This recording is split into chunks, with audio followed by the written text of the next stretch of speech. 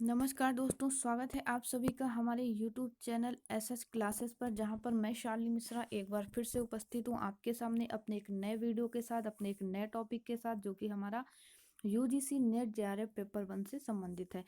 तो आज के हम इस टॉपिक में अपने इस वीडियो में पढ़ने वाले हैं शिक्षण से संबंधित जो भी अवधारणाएं हैं। ठीक है, जैसे आदर्शवाद, प्रकृतिवाद, प्रयोजनवाद, ये सारी चीज़ें जो भी हैं इनको हम आज यहाँ पर डिटेल में पढ़ने वाले हैं। तो स्टार्ट करते हैं आज का वीडियो। इंपॉर्टेंट टॉपिक है, एक प्रश्न इससे जरूर आता है, तो इसको आप ध्यान से समझिएगा। ठीक है, आदर्शवाद क्या है, प्रकृतिवाद क्या है, प्रयोजनवाद क्या है, यानी प्राग्मेटिस, पोस्ट प्राग्मेटिस, ये सारी चीज़ें आपने पढ़ी होंगी, सुनी होगी। तो इन्हीं से रिलेटेड हम आज यहाँ पर एक टॉपिक लेकर आपके सामने आए हैं। तो स्टार्ट करते हैं आज का वीडियो शुरू करने से पहले अगर आपने मेरे चैनल को सब्सक्राइब नहीं किया है तो प्लीज़ ज़रूर सब्सक्राइब कीजिएगा, जिसमें आपको ऐसे ही महत्वपूर्ण टॉपिक से संबंधित वीडियो यानी पर डे यहाँ पर मिलती रहती है, पेपर 1 से भी रिलेटेड और पेपर 2 से भी रिलेटेड। तो चैनल को लाइक, शेयर और सब्सक्राइब जरूर कीजिएगा। ठीक है, स्टार्ट करते हैं आज का वीडियो। तो आज के वीडियो में हम पढ़ने वाले हैं शिक्षण से संबंधित अवधारणाएं। ठीक है, आदर्शवाद, प्रकृतिवाद, प्रयोजनवाद क्या है, किसने इन अवधारणाओं को दिया, इनको फॉलोअप करने वाले कौन से लोग हैं, तो इन्हीं के बारे में बात करते हैं। स्टार्ट करते हैं। सबसे पहले बात कर लेते हैं आदर्शवाद यानी आइडियलिज्म।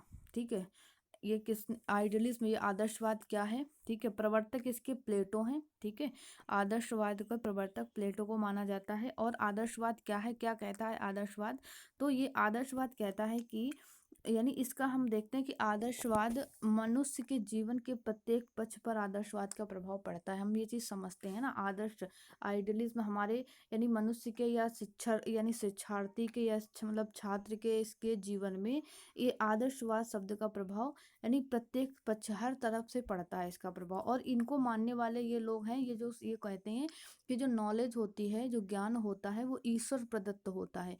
ठीक है, ये लोग ऐसा मानते हैं कि जो नॉलेज होता है यानी जो ज्ञान होता है वो ईश्वर प्रदत्त होता है।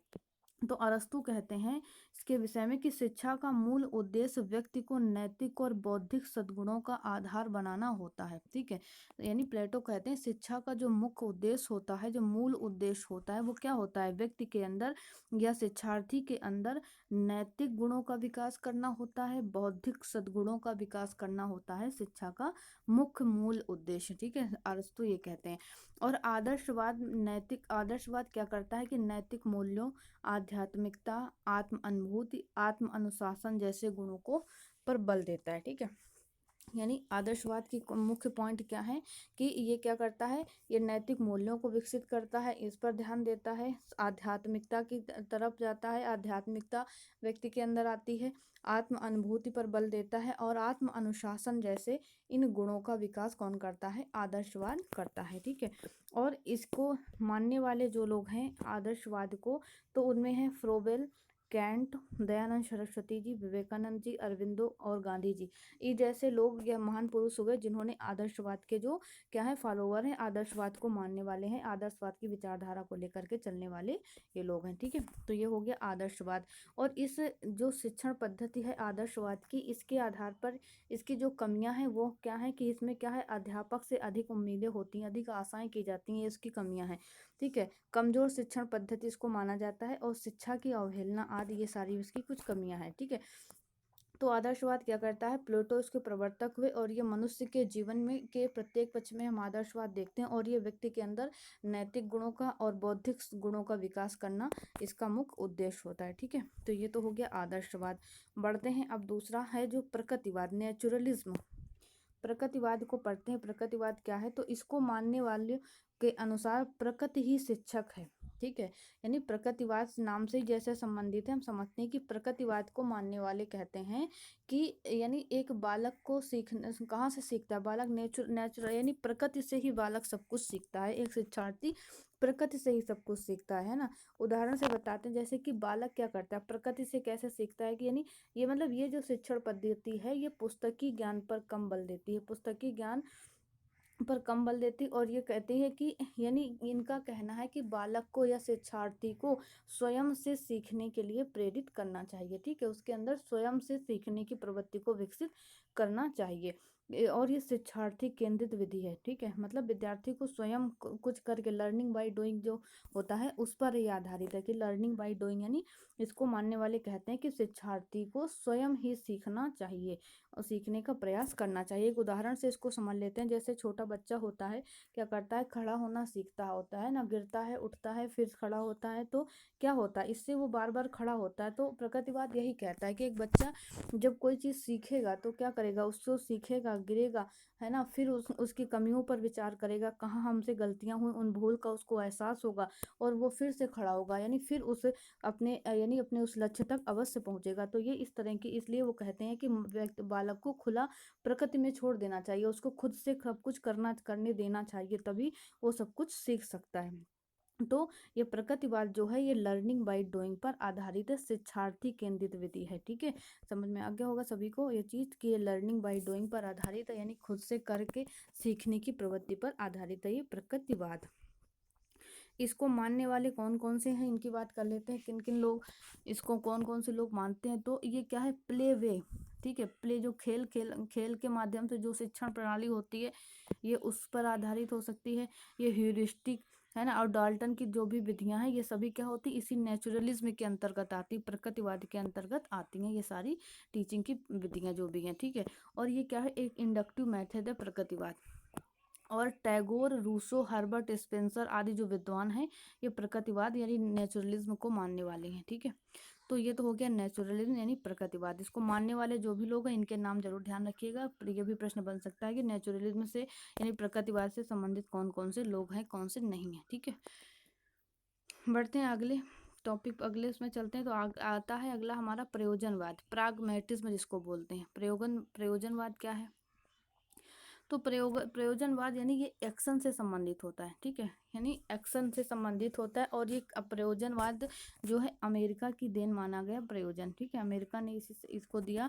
और ये क्या है, प्रयोजनवाद का मुख्य उद्देश्य है ये क्रियाशीलता, एक्शन मतलब क्रियाशीलता और व्यवहारिकता को महत्वपूर्ण स्थान इसमें दिया गया, ठीक है। ये सिद्धांत कहता है, ये सिद्धांत किस पर आधारित है, प्रयोजनवाद किस पर आधारित है, ये क्रियाशीलता और व्यवहारिकता को इसमें मुख्य स्थान इसमें दिया गया, ठीक है। यानी प्रयोजनवाद कहता है कि अनुभव ही क्या है, यानी सभी मूल्यों की कसौटी क्या है, अनुभव ही है, ठीक है। प्रयोजनवाद कहता है अनुभव को महत्व देता है, ठीक है। ये प्रयोजनवाद अनुभव को ही सभी मूल्यों की कसौटी मानता है और इसी के आधार पर क्रियात्मक विद्यालय प्रणाली जो शुरू होती है, यानी एक्टिविटी स्कूल सिस्टम जो लागू हुआ, इसी प्रयोजनवाद के आधार पर ही लागू होता है, प्राग्मैटिज्म के आधार पर ही, ठीक है। कि प्राग्मैटिज्म क्या कहता है, ये क्या है, एक क्रियाशीलता से और व्यवहारिकता से संबंधित एक सिद्धांत है, एक शिक्षण पद्धति है जो क्रियाशीलता को महत्व देती है, व्यवहारिकता को महत्व देती है, ठीक है।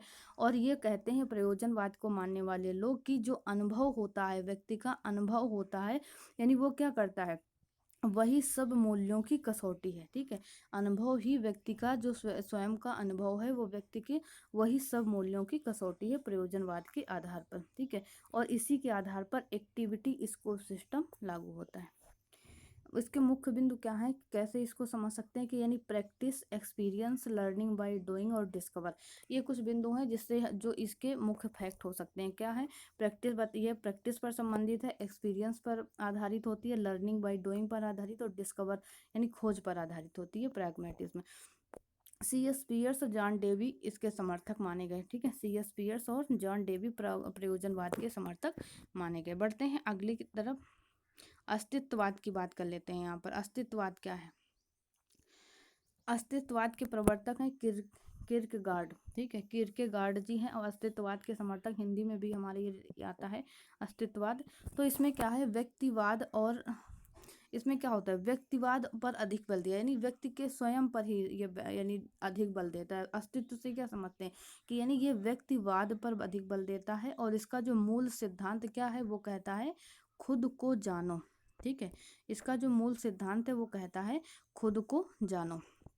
और यानी ये व्यक्ति के खुद खुद के महत्व पर बल देता है। और ये कहता है, इन ये अस्तित्ववाद को मानने वाले लोग कहते हैं कि शिक्षकों का जो कर्तव्य बनता है कि वे छात्रों में मौलिकता, सृजन शक्ति, सक्रियता, मानवतावादी दृष्टिकोण आदि विकसित करने में क्या करें, उनकी सहायता करें। यानी अस्तित्ववाद कहता है कि शिक्षकों का ये कर्तव्य है, शिक्षकों का कर्तव्य होना चाहिए कि वो छात्र के अंदर क्या करें, एक मौलिकता का करें, एक मौलिकता विकसित करें, एक उनके अंदर एक सृजन शक्ति को विकसित करें, एक सक्रियता हो उनके अंदर, और जो मानवतावादी विचार है, मानवतावादी दृष्टिकोण है, इन बिंदुओं को, इनको क्या करें, छात्रों के अंदर विकसित करें। जिससे क्या होता है, यानी कि उनका एक, उनके अंदर एक विकसित दृष्टि, यानी एक उनका एक विकसित दृष्टिकोण क्या हो जाए, विस्तृत दृष्टिकोण विकसित हो। ठीक है, वो अस्तित्ववाद कहते हैं। तो ये मूल रूप से किस पर आधारित है, यानी खुद खुद को महत्व देता है अस्तित्ववाद। ठीक है, इनके अनुसार ये कहते हैं हमारी समझ ही हमारा चयन है। ठीक है, ये कहते हैं हमारी समझ ही हमारा चयन है, इस बात पर ये आधारित है और इसी पर ये निर्भर करती है। यानी वो कहते हैं कि हमारी समझ ही हमारी चयन पर निर्भर करती है। ठीक है, तो इस तरीके से ये जो अस्तित्ववाद होता है वो किस पर आधारित है, ये अस्तित्ववाद के प्रवर्तक किरकेगार्ड माने गए। इसमें ये व्यक्ति, यानी ये व्यक्ति पर बल देता है। इसका जो मूल सिद्धांत है वो खुद की बात करता है कि हम जो चयन करते हैं वही सही है, वो इस बात पर ये बल देता है। ठीक है, और ये छात्रों के अंदर, यानी अध्यापकों का एक कर्तव्य कहता है कि छात्र की होता है इनके अनुसार कि छात्रों के अंदर विभिन्न प्रकार के मानवतावादी दृष्टिकोणों को विकसित करने में उनकी सहायता करनी चाहिए। तो ये था हमारा आज का टॉपिक जो हमने यहाँ पर कवर किया। ठीक है, तो इस वीडियो में इतना ही रखते हैं, मिलते हैं कल अपने एक नए टॉपिक के साथ। इसी के आगे की जो भी अवधारणाएं हैं शिक्षण से संबंधित, उनको लेकर के हम फिर प्रस्तुत होंगे। तो इस वीडियो के विषय में अपना फीडबैक हमें ज़रूर दीजिएगा, कमेंट के माध्यम से अपनी राय हम तक ज़रूर पहुंचाइएगा। तो इस और अधिक से अधिक इसको शेयर कीजिएगा। अगर आपने अभी हमारे चैनल को सब्सक्राइब नहीं किया तो प्लीज़ सब्सक्राइब भी कीजिएगा। मिलते हैं कल, थैंक यू।